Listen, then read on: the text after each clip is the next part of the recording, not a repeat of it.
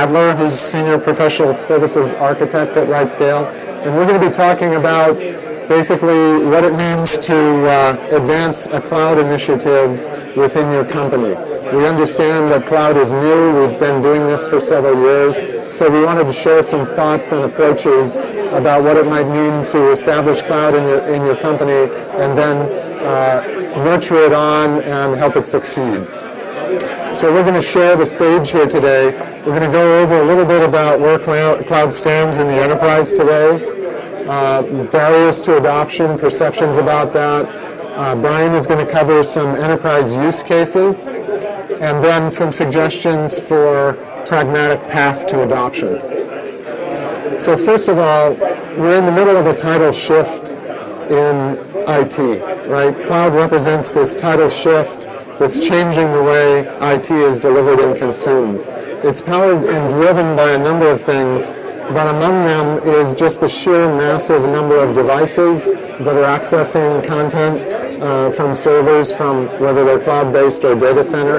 And you see this kind of direction that we're headed in, where ultimately the projections are that we'll have 70 devices per person. What does that mean? That means your car has an IP address, your heater at home has an IP address, your mobile devices have that, etc., and they're all connected. So it's driving a huge amount of data transfer. Video is doing the same thing. And at the same time, we're at an early stage of adopting cloud just because it's an easier way to utilize infrastructure. So the reality that we're headed toward, as a group, cumulatively, is this kind of amazing quantitative threshold of 1 trillion connected devices in the world, 1 million applications, and a zettabyte of data. That's 1 billion terabytes. So at RightScale, we've been seeing this kind of growth already. This was year over year from last fall in 2009 to last fall in 2010. Operating at web scale, we see this growth already occurring. This is in low-level infrastructure spend. And we're also seeing growth not only in web startups, but across enterprises. Enterprises are adopting cloud at an increasing rate. You see some of the names here. We often talk about AstraZeneca or Associated Press to Zynga as the A to Z of customers at RightScale. And it really is true. This morning in the general session, we had a show of hands of the broad range of people who are looking at cloud and looking at it in the context of RightScale. Really range from business executive function to IT executives kind of managing IT, to developers, and then to those who are kind of outside the typical IT structure looking to leverage infrastructure. So let's look at some of the perceived barriers to adoption, because I say perceived because some of them are more perceptual than others, and some of these I reviewed a bit this morning. But first of all, the thing to keep in mind when you're looking at what the barriers are is that there are also some drivers, right? So we did a survey last fall asking the prospects who responded, who's driving cloud inside your organization? And granted, this was a little bit skewed towards smaller companies, but this was the result that we got. You see, senior executives and CEOs already 4 or 5 years into the cloud revolution are driving cloud adoption. They're saying we have to do something about cloud. I remember, because we're a 4-year-old company, 3 years ago, it was a different story. There was a lot more resistance. People hadn't heard of it, and it was easy to brush off. Now, everyone needs a cloud strategy of some sort, right? And then it goes all the way down, crossing from development and IT ops to line of business. Business managers saying, we're driving cloud because of the agility that it achieves for us. But this is an old cartoon from a magazine. If any of you remember Business 2.0 magazine, they had a lot of these style of cartoons. The problem is sometimes you end up hitting the VP of no, right? The guys whose job is to resist change inside the organization. So, yeah, exactly. And you'll notice behind him there's another slide with this VP of no later, but he's got the safe back there. One assumes that's where the money is. And he's not opening it right now. So we also did a survey on what the challenges and blockers are to cloud adoption. and saw these kinds of responses across a whole series of fronts. So the biggest challenge actually mentioned by the respondents was the challenge of architecting and developing apps for the cloud. On the spectrum of completely changing apps top to bottom to you don't need to change a hair, I would say it's somewhere in the middle, and it depends on your app. But the customers we engage with normally are either doing new projects in the cloud, or they are taking existing projects with some architectural modification just to become cloud aware. Of course, it depends on what results you want. You can pretty easily take any app, slap it on a server, run it in the cloud just like you can run it anywhere, and you're done, right? The problems start to arise when you get failure scenarios, when you get performance scenarios, things like that, and suddenly you have higher expectations than just slapping a server, an app on a server and running it. It's not that simple. So that's around architecting and developing. Security was number 2. Usually when you talk about challenges and blockers, security is number 1, typically. And then other aspects of security like assessing risks. General education was an interesting one that was mentioned. People are looking for training and education. I think that's one of the targets we have in holding these user conferences as well as webinar programs and so on, is to help share information both from ourselves and partners.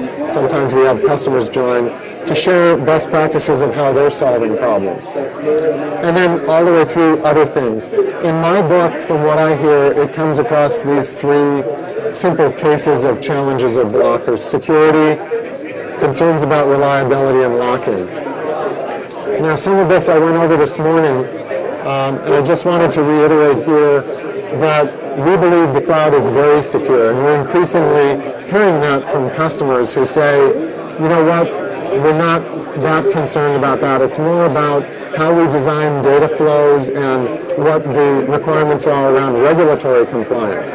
Because, again, if the law states that you have to have data on-premise if you're storing certain kinds of sensitive data, then that's what the law says, and it doesn't matter whether it's safer in the cloud than it is on-premises. Not that it necessarily would be, but even if it were, it doesn't matter. If you want to be compliant, you need to do that. So compliance is something to look at, and then finally, trust. At the end of the day, when we utilize Amazon or Rackspace or another public cloud provider, we have a certain relationship of trust, ranging from how they operate the cloud to how they maintain security, etc. I believe one of the sessions this afternoon is by Jeff Barr from Amazon. It specifically addresses security in the cloud, so I'd recommend you go see that. One of the messages that they convey is that security is a shared responsibility. What that means is, and as RightScale itself goes through these certification processes, you need to do everything from securing the employees in your company to the fact that they're running antivirus, right? To make sure that they don't get infected and things spread from there, all the way through background checks, things like that. So it really ranges across internal operations in your company, all the way through to technical considerations like encryption, both in transit and at rest, what you're comfortable with in terms of sharing of resources. Are you comfortable in a shared multi-tenant kind of situation or not? But I would point out that the kinds of certifications that public clouds are achieving are becoming more and more impressive. And we predicted early on that those would come over time, and you can see the list there of what the progress that's already been made. It's not complete yet, but there's been a lot of advance in progress on the certification front. Those that I listed there come out of Amazon, Amazon's AWS cloud.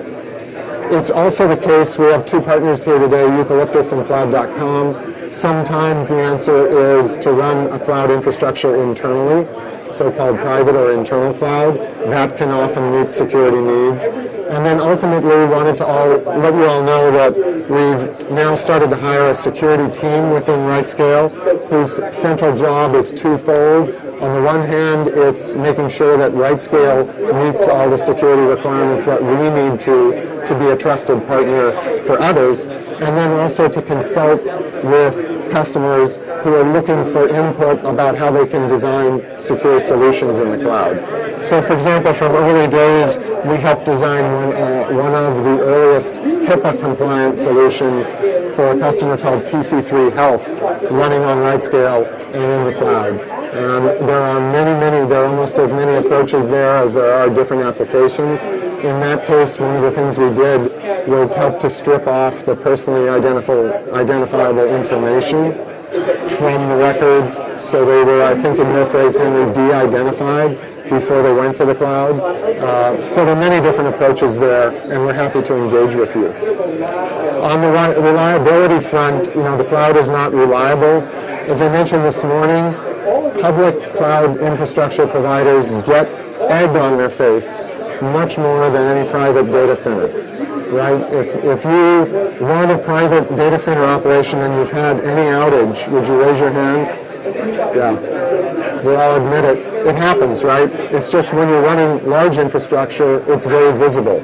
Same thing with software as a service, right? If Gmail is down, everybody knows about it, and et cetera, et cetera. So we still argue that the operational excellence achieved in the public clouds is pretty darn impressive.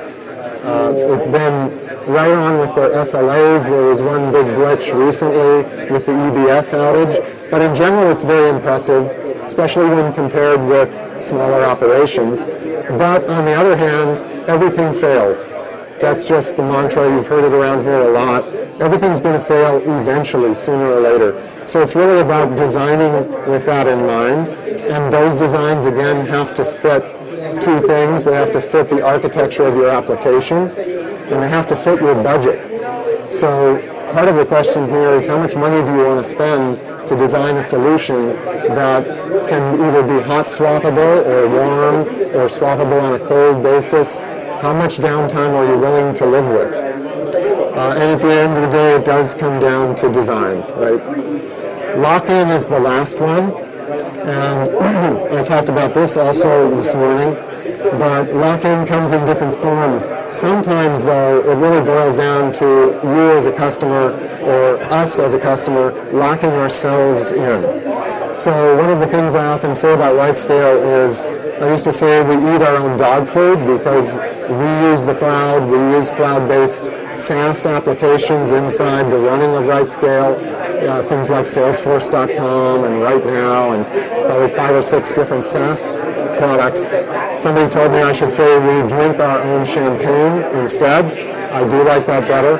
So we're consumers of the same thing, and we're mindful about our commitments, what's the length of the commitment, and then as you buy into a solution, how much are you buying into an architecture, a set of features or APIs, where if you decide to move, it's very tough to move. So that's a major consideration also.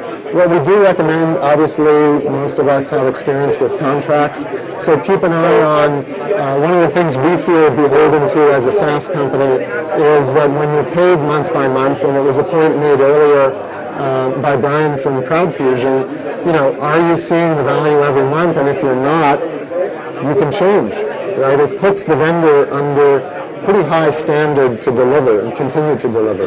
But also be aware when you're writing to a particular API, is that going to be a service that's available anywhere else? So many of the APIs available on Amazon have been cloned elsewhere. For example, Eucalyptus, one of their main claims to fame is it's EC2 compatible, follows the main APIs. But there are some APIs that, to my knowledge, are not really available elsewhere. For example, SimpleDB. If you write to SimpleDB, you're not going to find it very many other places, if at all. If you're on Google's cloud and you write to Bigtable, same deal. It's not widely available elsewhere. So you're making a choice in some form of lock-in when you write to that API. If you anticipate moving and even plan for it, run a pilot project where you do have a small footprint somewhere else. That's ultimately what you need to be doing to guarantee that you can move when you need to. So designing for portability, if it makes sense to you, start a private cloud project. What the heck, it's free right now, except for the hardware. So if you have some spare hardware, you can experiment with that very easily. So now I'd like to bring Brian up to share with us some of the actual enterprise use cases that we'd recommend exploring. Okay, so two things I want to talk about. The first one being enterprise use cases. As Michael said, I'm an architect in our professional services organization, and in that role I've had a chance and the opportunity to deal with a lot of our customers, particularly a lot of our enterprise customers, and therefore the workloads and the use cases that they bring to the cloud and they bring to us. So we can talk about that, and then the second thing that I'm actually going to talk about first is sort of how you can use as an enterprise the RightScale platform to help you in that regard. And the first feature I want to talk about is one that fortunately has been well received by the enterprise, because it would be a bad name otherwise, but we call it the Enterprise Manager. So the Enterprise Manager feature of the RightScale platform, it provides you visibility and control into all of the projects that you have going on. And basically what that means is you can have multiple accounts within what we call an enterprise account, which is sort of, you can think of an umbrella account that has multiple child accounts below it. And it has things like the account groups, which is how you do sharing within RightScale. It'll give you information on the active servers, your quotas, your current run rates, things like that. In addition to that, you also have the ability to look at the user information, and that'll give you the information on all the users in your enterprise and all the account memberships they have, the permissions they have on those. Those who are familiar with RightScale Dash know that you can set different permissions for different users. They can just observe, they can create server templates, they can launch servers, they can SSH into servers. You can set those permissions on a per user, per account basis. And it also gives you information on audit type stuff. Last time they logged in, and everything that they do within that enterprise account is audited. So you can go back and look at audit entries and see who did what. What you can kind of see here, I apologize, it's a little bit of an eye chart, but basically this is our demo enterprise account. And what this shows you here underneath the accounts tab is you see all the accounts down here that are part of this. So there's demo, there's game development, game production, etc., right? So this will also give you the information on all the account groups within each of those accounts, and like I said, information on run rates and things like that. It also gives you the number of users that are in each of those accounts and pending invitations. The way that users are added to these accounts is that an admin will invite them, and once they've accepted that invitation, they become a member of that particular account. So you see, for example, there's one pending invitation essentially to this account. Now on the same screen, if we were to click on the Users tab there, you would see this, and this is basically a list of all the users that are within all of the accounts within this enterprise account.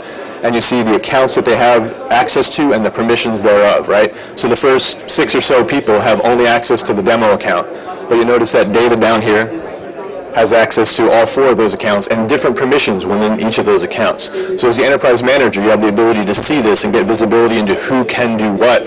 And maybe you look at this and go, hey, David shouldn't have access to game development. He's not on that project anymore. You can go ahead and make the modifications accordingly. All right. The next thing that's of a lot of interest to our enterprise users is a recently added feature, which is the infrastructure audit. And Daryl talked a little bit about it this morning, but the infrastructure audit allows you to audit your security groups and your SSH keys across all of the regions that your account currently accesses. Now, this is just an EC2 feature right now within the Dash, but in future sprints we'll be rolling out the similar concepts for the other clouds as well. The security group will audit all of your public ports or all of your ports, all of your public ports or all of your ports, including the private ones that you have open as well.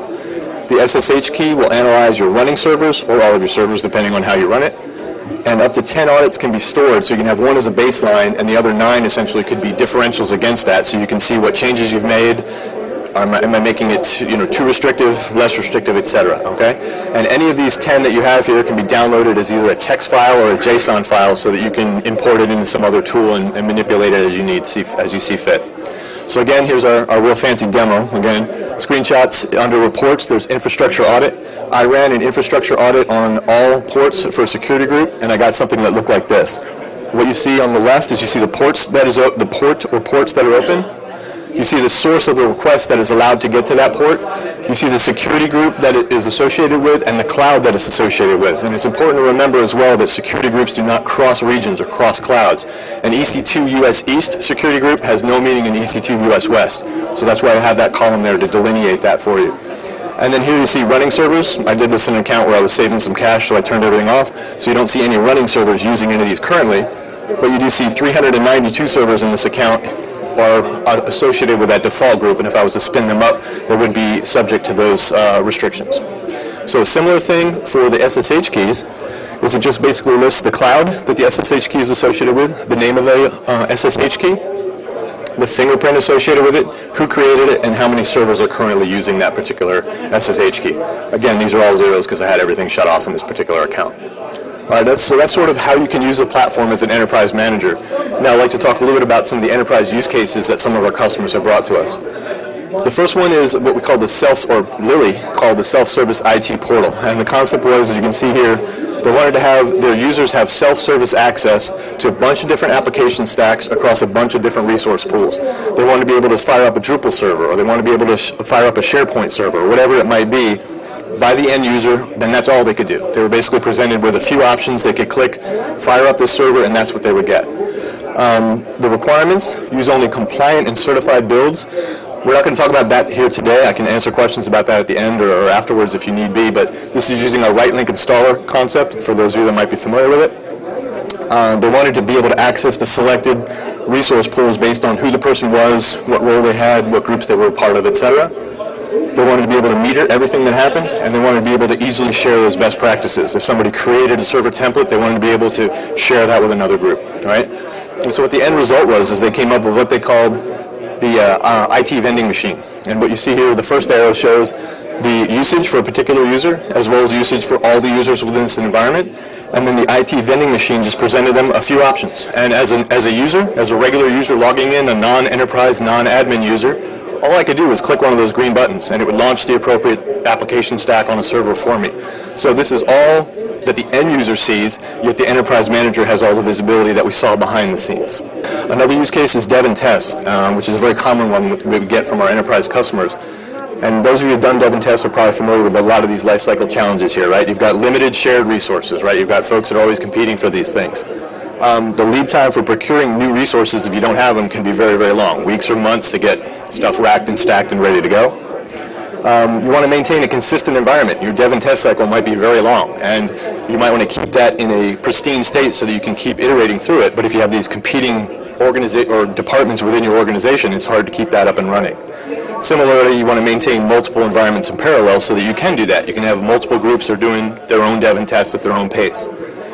And lastly, you have distributed teams and team members, right? So those are some of the challenges. Now, what the RightScale platform and the dev and test solution pack that we have and similar tools allow you to do is that if you're a developer, for example, you can be access to the self-serve portal, and perhaps you fire up one of our all-in-one templates. For those of you who are familiar with our LAMP all-in-one, you can get your Apache web server, you can get your PHP and your MySQL all on one box. So that developer can probably do his own little thing in his own little world, and when he's happy with it and he's ready to kick it over to the testers can use this portal to go ahead and spin up from 3 different server templates, if you will, 3 different types of servers in a scaled-down environment. This is basically what the production is going to look like, but at a lesser size and a lesser count, so they're saving a little bit of cash as they test this out.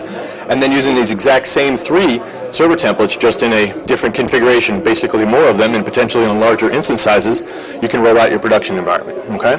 So that's sort of how they do dev and test, or some of our customers, enterprise in particular, leverage that. Another common one is batch processing or grid computing, right? And these are where you may have a resource utilization such as the graph you see here, where every week they've got a lot of stuff going on, and then for 4 or 5 days it's very, very quiet, right? The challenges for IT, you got this high capital investment. You bought a lot of servers ready for this weekly spike, and the rest of the time it's sitting idle and it's not doing anything. You got scheduling conflicts. Again, similarly, you might have competing groups trying to get access to these resources. It takes special skills to both set this up and to run this, and it takes special software and data sets to take advantage of it, right? And for the end users, well, what's the problem that you have? You got to wait for the resources to become available, and you're limited to what you've got, right? If you need 1,000 servers, I could finish this job in an hour if I had 1,000 servers, and all I got's 100. It's going to take me 10 hours. It sure would be nice if I had those 1,000 for an hour, right?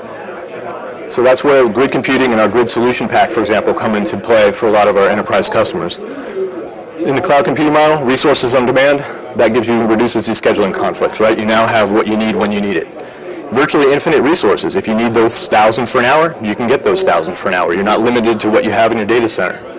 And pay as you go, right? The true concept of pay as you go. You turn it on, you pay for it, you turn off the light switch, you're done, right? So a lot of our customers will take great advantage of the grid computing solution pack. And here's just a few. I won't read through all the details, but basically just as we have folks in all different industries. Pharmaceuticals running protein analysis. What you normally would take a week or more, they did in a day. Folks doing fraudulent insurance claim processing, same concept. What they thought would take months and cost millions, they were able to do in a short period of time in the cloud. Web 2.0, folks that are doing video transcoding, and they had a viral event that they needed to deal with, and they were able to use grid computing and our queue-based scheduling to be able to handle that for them. And lastly, financial data processing, folks that were testing out new trading methods, and they were able to do what they normally would not have been able to do in a very short period of time. And the last one I want to talk about is the scalable web app. And that one is taken advantage of by both the enterprise as well as a lot of other non-enterprise companies. For example, folks that have social games that go viral, that kind of thing, right? What I've drawn here is just sort of a standard architecture, but the more interesting points are here. Again, you can add capacity as the demand dictates, right? That's the beauty of it. When you have additional demand for resources, you can spin up servers. When that demand goes away, you can pull them away. Classic example of the pay-as-you-go. Turn the light switch on, you pay. Turn it off, you don't. It enabled you to react to viral and flash crowd events. One of our customers had a weekly promotion. Every Friday they gave away some free stuff. And so Friday at 8 a.m. their servers would get hammered. And then at 5 p.m. it would stop and they'd be idle for basically 6.5 days. So they used our scalable application concepts, if you will, and we're able to set both up a schedule as well as a load-based scheduling. A load-based scaling.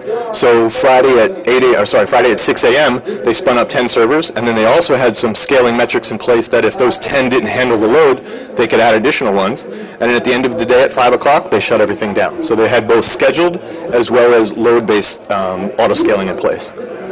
There's Paas solutions that exist. We've got the folks here from Zen talking about their Zen solution pack, right? So you've got this basically Paas solution that can scale out in the cloud. VMware's Cloud Foundry we announced last month or the previous month before that.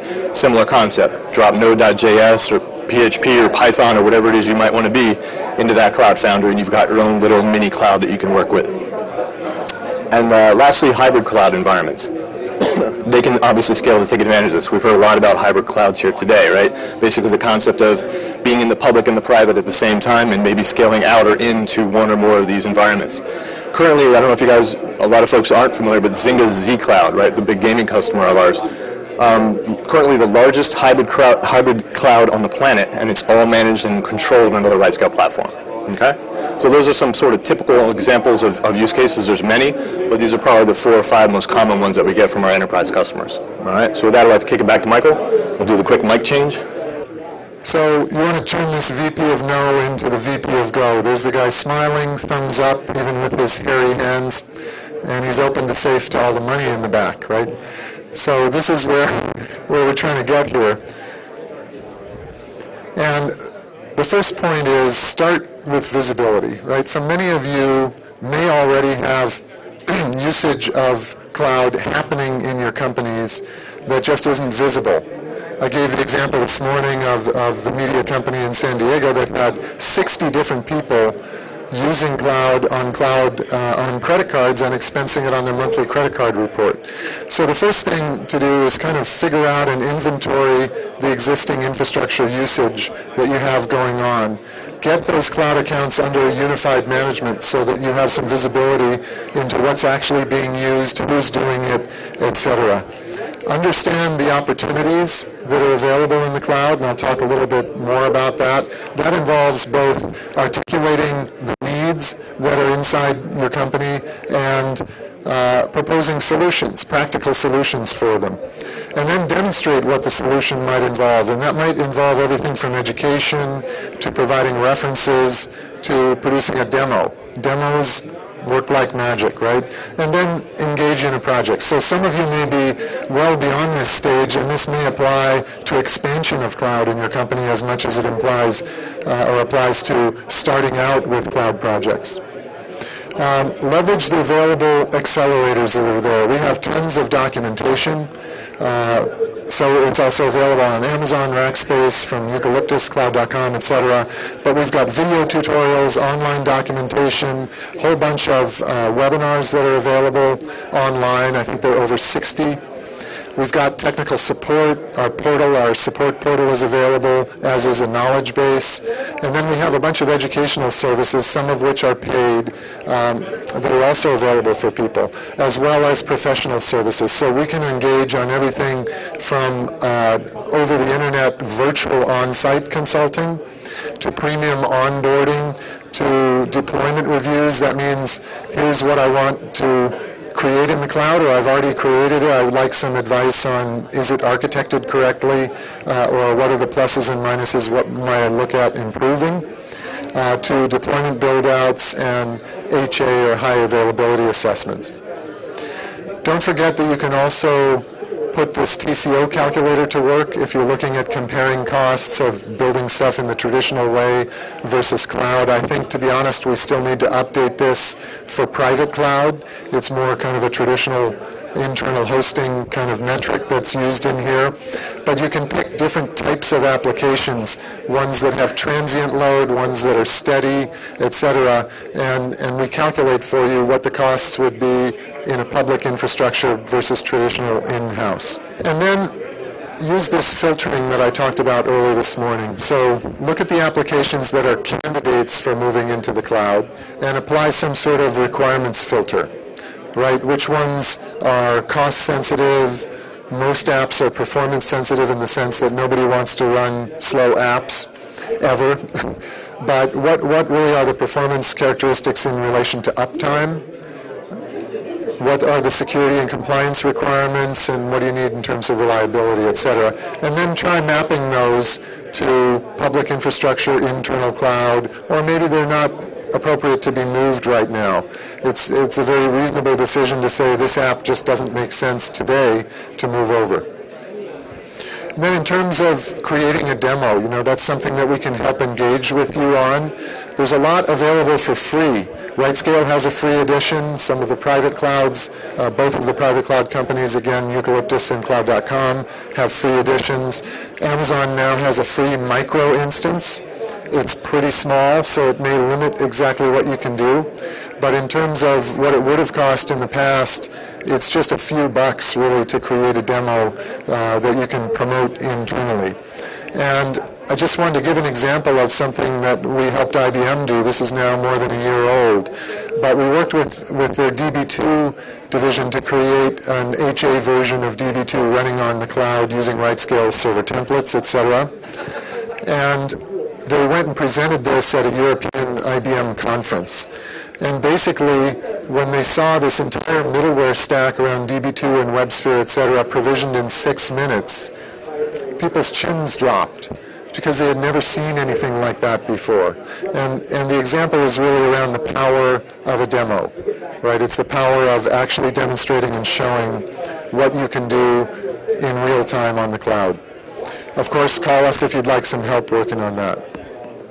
And then, in regard to proposing a project, keep in mind you don't need to boil the ocean. It's not an all or nothing either-or kind of discussion.